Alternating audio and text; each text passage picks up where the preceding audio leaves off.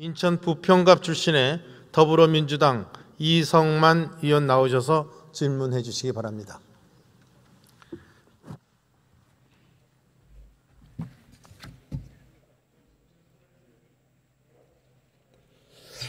네, 존경하는 국민 여러분, 그리고 우리 정우택 부의장님과 그리고 선배 동료 의원 여러분, 더불어민주당 소속 인천 부평갑의 이성만 의원입니다. 저는 오늘 윤석열 정부의 무능력, 무책임, 무대책, 산무 경책 정책에 대해서 질의하도록 하겠습니다. 우리 경제부총리님 좀 준비해 주시기 바랍니다. 네, 부총리님. 네. 윤석열 정부가 출범한 지 이제 9개월이 지났습니다. 우리 경제 성적표를 우리 부총리님께서는 10점 만점에 몇 점 정도 주시겠습니까? 제가 수험자가 스스로 점수 매기는 사람이 어디 있습니까? 국민들께서 평가하시리라 생각합니다. 제가 국민들의 평가를 한번 들어볼까요? 직접적인 여론조사는 없었지만 최근에 한국갤럽 조사를 보니까 국정 수행 능력에 대해서 어떻게 생각하냐 하니까 부정적 의견이 56%였습니다. 근데 그 중에서 제일 첫 번째가 경제 민생이었어요. 15%. 긍정적인 평가는 부정평가의 한 반절밖에 안 되는 34%입니다. 그런데 이 긍정된 원인에 대해서는 경제 민생이 세 번째에 해당합니다. 6%. 이거를 결국 백분율로 환산하면 한 8대2나 7.5 대 2.5 되는 상황입니다. 국민들은 굉장히 불만족으로 느낀다는 거예요. 경제 잘 못한다고 느낀다는 겁니다. 그거 어떻게 생각하십니까? 예, 민생이 굉장히 어렵습니다. 그리고 경제 상황이 어렵습니다. 아시다시피 지난해 소위 말해 세계적인 복합 경제 위기라는 상황 속에서 많은 걱정들이 있었지만은 그 나름대로 위기 관리를 하면서 2.6% 성장에 세계 6위의 수출 이 대국을 달성을 했고, 코로나라고 하는 전대 그 미분의 그런 위기 속에서도 대한민국의 경제에 대한 국민들의 평가는 이렇지 않았습니다. 좋지 않았죠. 그때는 코로나가 가렸는데 저는 뭐 좋다 나쁘다 이거를 말씀드리는 제가 것이 말씀드리는 아니고 것은 과거를 돌아보고 앞길을 새롭게 한번 정비를 해보십시오. 예. 자, 정유사가 지난 3분기까지 누적 그 흑자액이 그 영업이익이 엄청나게 큰데 어떤 회사 같은 경우에는 엄청난 성과잔치도 한다고 합니다. 이렇게 영업이익이 대폭 확대된 이유는 뭐라고 생각하십니까? 전반적으로 고유가 시대에는 상대적으로 정유사의 이익이 조금 더 나눈 구조입니다. 아시다시피 원유를 도입해서 그 다음에 우리는 이제 정제해서 또 팔고, 그러니까 전반적인 유가가 오르니까 수출 가격도 좋고 이래서 정유사가 이익이 조금 가격이 오르니까 예. 정제 마진도 당연히 오르게 되죠, 그죠? 매입 때 그거는 뭐 시장하고 관련이 되는 거죠. 예.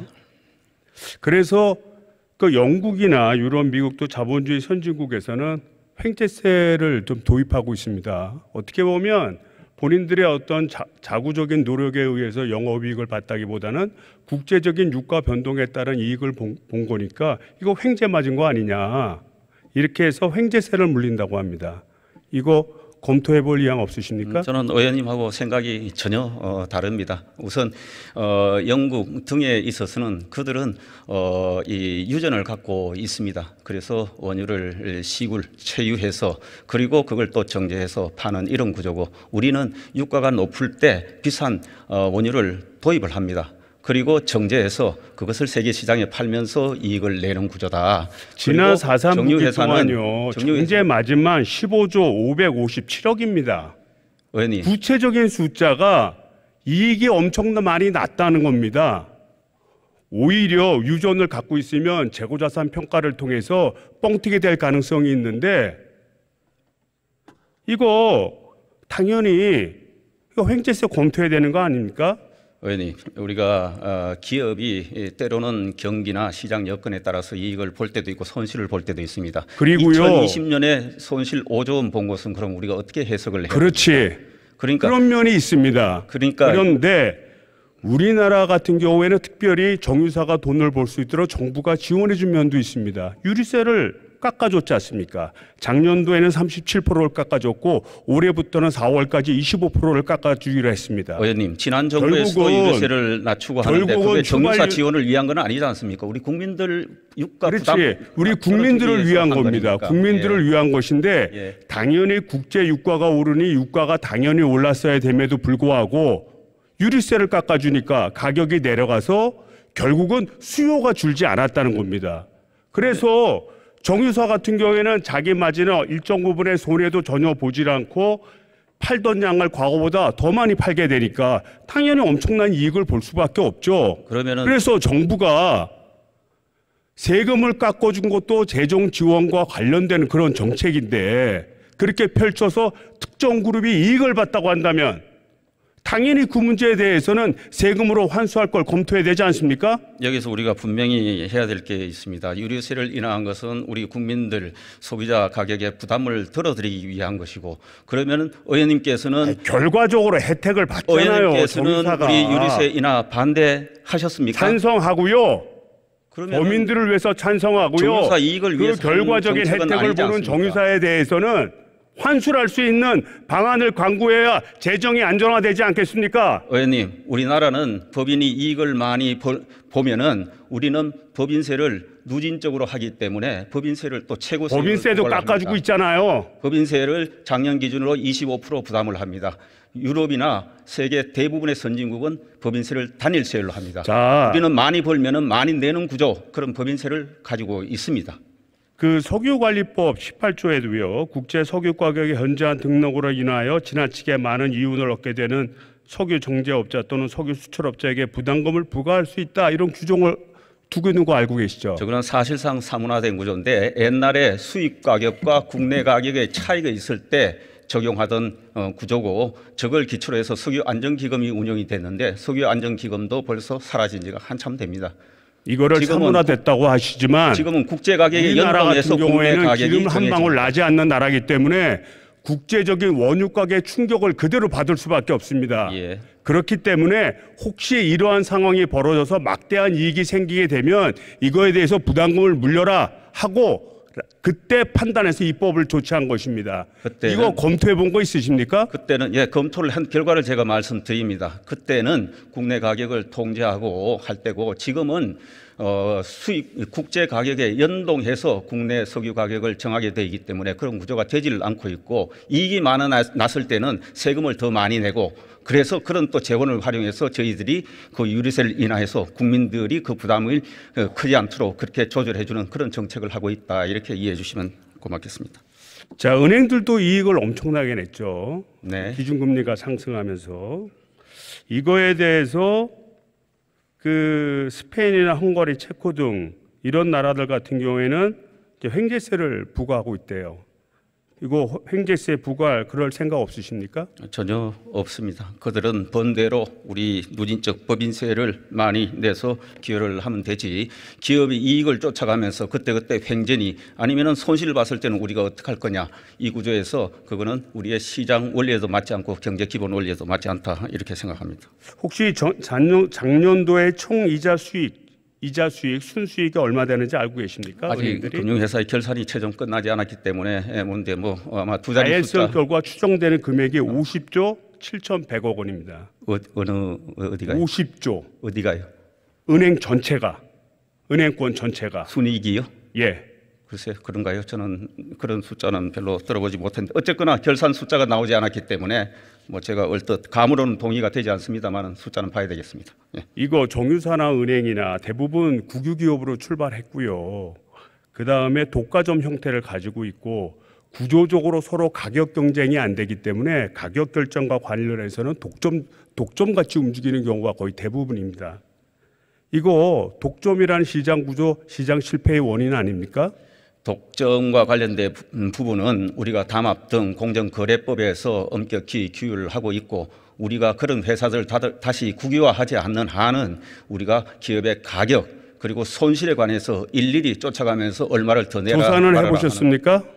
무슨 조사를 합니까? 그러니까 지금 말씀하신 단합이나 그런 우려가 단합은 있는지 늘 조사는 해보셨습니까? 공정거래위원회에서 철저하게 시장을 관찰하고 있습니다. 그럼 조사한 결과를 자료로 조사를 보내주시기 했다는 것이 바랍니다. 아니고 공정거래위원회에서 늘 감시하고 필요한 부분에 관해서 조치를 할 것이다. 그렇게 말씀드리는 겁니다. 자, 다음은 넘어가서요. 이렇게 좀 어려운 상황인데 새해 들어서 전기, 가스, 지하철 요금 등 공공요금을 많이 올리고 있습니다. 이거 왜 올리십니까? 원가 상승 요인이 있죠.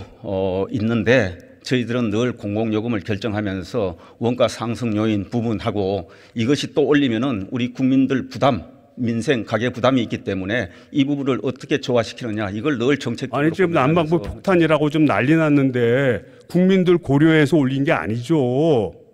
의원님, 아까 수없이 문답이 있었습니다마는 국제 가격이 300%, 400% 올랐는데 전적으로 그걸 수입하는 데서 우리나라에서 지금 가스 요금을 40% 올렸습니다. 그리고 과거에 동결기에 이런 걱정이 되기 때문에 가격의 동결기에는 이번에 가스 요금을 올리지를 않았습니다. 사실은. 이 가격의 등락이 지금만 있는 게 아닙니다. 예전에도 엄청나게 가격이 LNG 가격이라든지 석유 가격이 등락이 굉장히 부침이 심했습니다. 그럼에도 불구하고 그 당시 국민들은 가격이 오른다고 느꼈지만 폭탄이라고까지 표현을 하지 않았습니다. 왜 폭탄이라고 표현한다고 생각하십니까? 우리 국민들이 아까도 말씀이 있었지만은 국제 가격이 300%, 400% 오를 때 LNG 가격을 동결을 했습니다. 그리고 이제 2022년까지 그 상승세가 계속 있기 때문에 가스공사의 누적 적자가 도저히 감당할 수 없다. 국제 가격은 계속 오른다. 그 일정 부분 반영시켜야 되겠다. 그게 지난 정부에도 2번 올렸고 그리고 새 정부에도 2번 올린 겁니다. 그런데 전체 이 국제 가격 상승분의 일부만 올렸고 그것도 이번 겨울에는 우리 서민들 부담이 있겠다 해서 이번에는 동결을 했습니다. 그런데 아시다시피 가격이 한 40% 1년간 오른 부분하고 아시다시피 12월이 유례없이 또 추운 때였습니다. 그래서 사용량이 또 되게 굉장히 늘었던 겁니다. 11월 대비 12월에 가스 사용량이 엄청나게 늘었던 겁니다. 그래서 양과 가격이 함께 나타나면서 12월에 사용량이 1월 달 난방 고지서에 우리 국민들 부담으로 나타난 겁니다. 우리나라 같은 경우에 가스공사, 석유공사 외부로부터 자원을 수입하는 경우에 거의 다 공사를 두고 있죠. 네. 공사를 두고 있는 이유는 뭐라고 생각하십니까? 그러니까 공사니까 대주주가 국가고 정부니까 그 부분에 관해서 일단 경영이 우선 지속 가능해야 되겠다. 그런데 그에 대한 가격 결정은 역시 이 공사의 경영, 건전성 부분하고 그다음에 국민 부담, 그다음에 도입하는 국제 가격 이런 걸 종합적으로 보면서 저희들이 정책 고민을 하면서 그때그때 요금 결정을 한다. 그렇게 하기 위해서 만든 거죠. 그러니까 우리나라 같은 경우에는 자원이 나지 않는 나라다 보니까 외국으로부터 엄청난 자원을 수입하고 그 자원의 가격 변동이 생기면 그대로 우리 국가의 시장에 그대로 국민들에게 그대로 충격으로 가져다 줄 수 있습니다. 그래서 이거를 좀 완충하기 위해서 오를 때는 좀 덜 올리고 또 내릴 때는 덜 내려서 전체 부채를 관리하면서 가격의 안정화를 도모하기 위해서 이런 공사들을 만들었죠. 만들었어요, 안 만들었어요? 그러기 꼭 위해서. 그거를 위해서만 만든 건 아닌데 정책은 그것이 대체적으로 중요한 부분 중에 하나죠. 그렇게 갑니다. 그런데 제가 보니까 그 기재부가 공공기관 경영평가를 하는데 사회적 가치의 공공성에 대한 배점을 낮추고 부채 등을 관리하는 재무성과 관련된 배점을 대폭 올렸죠. 네. 그 얘기는 경영의 효율화, 자금의 효율화를 더 중시 여긴 거 아닙니까? 일반적으로는 공기업은 경영 효율화 그리고 수익을 또 일정 부분 해야 그러니까요. 됩니다. 과거의 문재인 정부에서는 이 사회성 공공성을 강조하기 때문에 기름값이나 도시가스, LNG 가격이 오르더라도 좀 덜 올리고 해서 서민 안정의 중심을 뒀는데 지금 윤석열 정부 들어서 갖고 재무성에 대한 평가를 점수를 높이니까 각 공사들이 재무성 안정화를 기하기 위해서 요금을 급격하게 올린 거 아닙니까? 의원님, 불과 한 달 시계를 거꾸로 돌리면은 국회에서 여야 의원님들, 특히 야당 의원님들 왜 가격 안 올리냐고, 왜 전기요금, 가스요금 많이 안 그거는 올리냐고 그분한테 질타하시지 물어보시고요. 않으셨습니까? 이 문제에 대해서 답변을 하세요. 그러니까 답변을 드리는 겁니다. 그건 그분 공공요금을 물어보신 국회의원한테 답변하시고 지금 이런 정책으로 바꿨잖아요. 그러니까 대문성을 중시하는 공공요금을 정책으로. 정부는 공공요금을 그런 원가 요인하고 그다음에 국민 부담 부분하고 그럼 제가 또 이것을 넘어가서 말씀을 조화시키면서 드릴게요. 결정을 해나가고 있다. 이렇게 재무성을 강조하게 되면 굳이 공사를 둘 그런 의미가 좀 약해지는 거 아닙니까? 그 부분과 관련해서는 저희들이 가격 결정과 관련된 부분에서는 저희들이 사회적 가치 부분이 공공기관 평가에 지나치게 지난 정부에서 높게 돼 있기 때문에 일정 부분 비중을 줄인 거지 사회적 가치 부분을 완전히 없앤 게 아니다는 말씀을 드리고, 그리고 지난 정부 5년 동안 공공기관의 방망 겨냥 때문에 전반적으로 상태가 좋지 않아졌다. 그 부분에 관한 경영 효율화를 기하기 위해서 하는 조치다. 이렇게 이해해 주시면 좋겠습니다. 방망 경영이 아니라 국민들의 생활 안정을 위해서 전체적인 부채나 미수금을 관리하는 시스템을 두게 된 거죠. 그 시스템에 두게 된 것을 지금 정부가 들어서서 신자의 자유주의적 성격에 맞추어서 이 경영 효율성의 재무성에 더 중점을 둔 거 아닙니까? 그렇다 그러면 가격 결정과 관련해서는 거의 민간 기업과 같이 움직인다는 거예요. 그래서 저희가 볼 때는 이거 민영화를 가기 위한 사전 준비하는 거 아니냐, 의원님, 이렇게 판단할 수밖에 없습니다. 그동안 공공요금을 왜 정부가 억누르느냐고, 왜 한전 가스공사 적자를 이렇게 누적시키냐고 그렇게 많이 지적을 해 주셨습니다. 저희들도 그걸 유념을 합니다. 공사가 적자가 무한정 누적되면 안 되기 때문에 요금에 반영을 시켜야 되겠다. 그래서 요금에 반영시키는데 수년에 걸쳐서 단계적으로 반영시킬 수밖에 없다. 국민 부담 때문에. 가격을 올리는 걸 갖고 문제 삼는 게 아니에요. 유류가나 도시가스, LNG 가격이 올라가면 당연히 도시값은 올라갈 수밖에 없어요. 다만 국민들의 생활이 충격을 받지 않도록 연차적으로 서서히 준비해 올라가고, 바로 그렇게 하고 있는 그런 겁니다. 적자 부분을 좀 공사가 좀 끌고 안고 있다가 가격이 떨어졌을 때 수익을 내서 메꿔가 나가는 구조를 만들어야 된다는 걸 얘기하는 겁니다. 큰 틀에서는 결국은 이 난방비 폭탄이 생긴 것은 그동안 문재인 정부가 공공성이라든지 사회적 가치를 중시하던 것을 이 경영 효율화 쪽으로 중점을 두다 보니까 급속하게 이 도시가스 값이 오른 거 아닙니까? 의원님, 국제 원가가 400% 올랐는데 이제 38% 400%가 지금만 오른 게 아니에요. 그러니까 과거에 수차례 이런 일이 있었고요. 그런 일이 있을 때마다 정부가 나서서 국민의 민생을 챙겨와서 스무스하게 서서히 올라간 겁니다. 그리고 국민적 동의를 받아왔고 21년에 300% 이상 그래서 국제 가격이 올랐는데 한번 더 요금은 한 묻을게요. 번도 조정을 못했습니다. 민영화 할 겁니까 안 할 겁니까? 민영화 안 합니다. 국민의 기초 서비스 네트워크 산업에 진짜 안 할 대해서는 거예요? 민영화 계획이 없다고 제가 지난 국회에도 수차례 말씀드렸고 지금 다시 확인드립니다. 가스공사 그 현 가스공사 사장이 박근혜 정부 시절에 철도 민영화를 했던 그 주체고요. 또 사장 공모 당시 제출한 직무 수행 계획서에는 경영 효율화 방안을 적극적으로 추진하겠다 이렇게 답했습니다.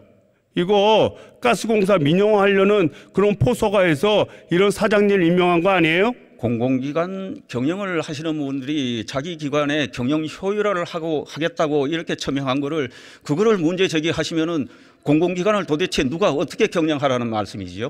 저는 당연히 하셔야 될 말씀을 하셨다. 이분의 이력이 겹치니까 그렇죠. 이분이 과거에 SRT를 만든 철도 민영화의 주역이기 때문에 그렇습니다. 제가 공공기관을 담당하고 있는 정책 책임자로서 공공기관 CEO가 누가 어떻게 임명됐느냐, 제가 다시 한번 물을게요. 이거를 과거 다시 정부하고 한번 지금 물을게요. 대비하고 싶지도 않습니다. 민영화 계획 앞으로 확실히 없는 거죠? 민영화 가스공사 한전 지금도 일부 지분을 민간이 가지고 있습니다. 전체 경영권, 소유권 완전 넘기는 그런 민영화 하지 않습니다. 좋습니다. 자, 그런데 지금 이 정책을 바꿨단 말이에요. 경영 효율성에 방점을 두게 되니까 당연히 원유가라든지 또는 도시가스 값이 올라갈 거는 기정사실이에요. 그럼에도 불구하고 올해 예산 편성하면서 에너지 복지 예산을 400억이나 삭감을 했습니다. 그리고 가스요금 올리고 고지서가 나오니까 이 서민들이 난리가 났고, 그러니까 부랴부랴 또 예비비 편성해서 지원하는 거, 이거 미리 예상하고 일관된 방향성을 가지고 가는 정책입니까? 아니면 땜빵질 정책입니까?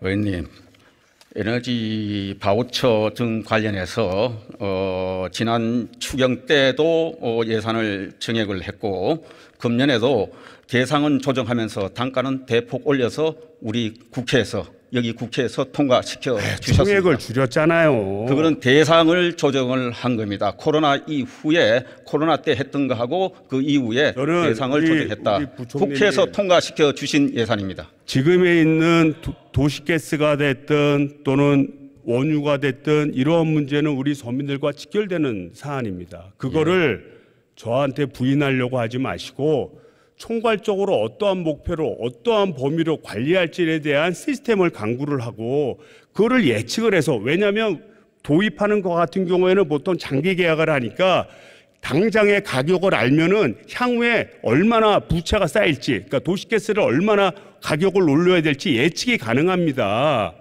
그거에 의해서 그때그때 플랜을 세워야 되지 않겠습니까? 네, 들어가세요. 잘 알겠고 또 그렇게 하고 많은 고민이 있다 하는 말씀을 끝으로 드립니다. 감사합니다. 우리 존경하는 국민 여러분, 지금 들으셨겠지만 문재인 정부와 윤석열 정부는 기본적으로 공공요금을 관리하는 시스템에 있어서 다른 시각으로 접근한 겁니다. 그런 접근의 전환 속에서 경영 효율화라는 이름으로 외부의 가격의 변동분을 우리 국내 시장 강력 변동분에 바로 반영하다 보니 지금의 난방비 폭탄 등 각종 포탄이 생긴 하나의 단초가 된 것도 사실입니다. 그리고 더욱더 걱정스러운 것은 글로 간다는 것은 결국은 미정화로 갈 수 있는 우려를 낳고 있는 것도 사실입니다. 저를 비롯해서 우리 더불어민주당은 민영화로 가는 정책 확실히 맞고 우리 서민들이 활기차게 살 수 있는 대한민국을 만드는데 앞장서도록 하겠습니다. 감사합니다.